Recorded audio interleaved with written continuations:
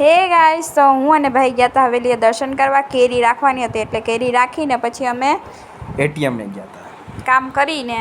હેલ્પિન જોઈએ ઓક્સની દે જલપન નહીં. તો જો આ બધી છે ને દે ને, જો આ બધી આ પથારો કરીને બેહાડ્યો. એ આના કારણે આ ઓટીસીનમાં બેગ વાળો વિડિયો છે ને એ બનાવ.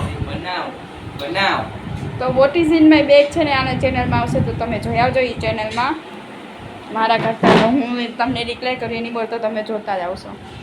એ છે ને એ પેલા કીધું કે તું બનાવ, હું તારી મદદ કરીશ. હવે જો ખુદ બેહી ગયા, આ બધું હવે મારે સમેટવાનું. અને જો આ પેન છે ને આપણે લઈ લીધી, હવે ટાઈમ પાછી એમ જ કરવાનું. હું પાછી બેંકેથી કામ કરીને આવીને પછી ભાઈએ વિડીયો ઉતાર્યો, એનો બ્લોગ આવી ગયો છે તો એના ચેનલમાં જઈને જોઈ આવજો. અને પછી અમે સાંજના નીકળી ગયા હતા ફરવા. તો જો આવું છે ને કંઈક વાતાવરણ હતું. તમારે અહીંયા પણ આવું જ હશે આઈ થિંક. અમારા ગુજરાત સાઈડ તો આવું વાતાવરણ છે. તમારે અહીંયા શું હાલ છે જરૂર કહેજો. તો જો અંધરપટ હતું હાવ. આખું એવું વાતાવરણ જોઈને અમને સાપુતારાની યાદ આવી.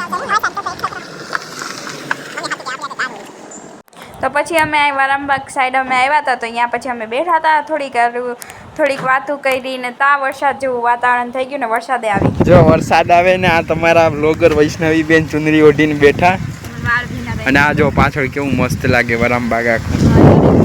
ને આવા વાતાવરણ જો આખું. પછી અમે ઘરે આવી ગયા હતા અને ઘરે લાઈટ આવી ગઈ હતી ને બનાવ્યા હતા ભજીયા, લાઈટ ને ચટણી. અને પછી અમે એન્જોય કરતા હતા મેચ ગુજરાત વર્સીસ એમાં, ને ગુજરાત જીતી ગયું. મજા આવી ગઈ.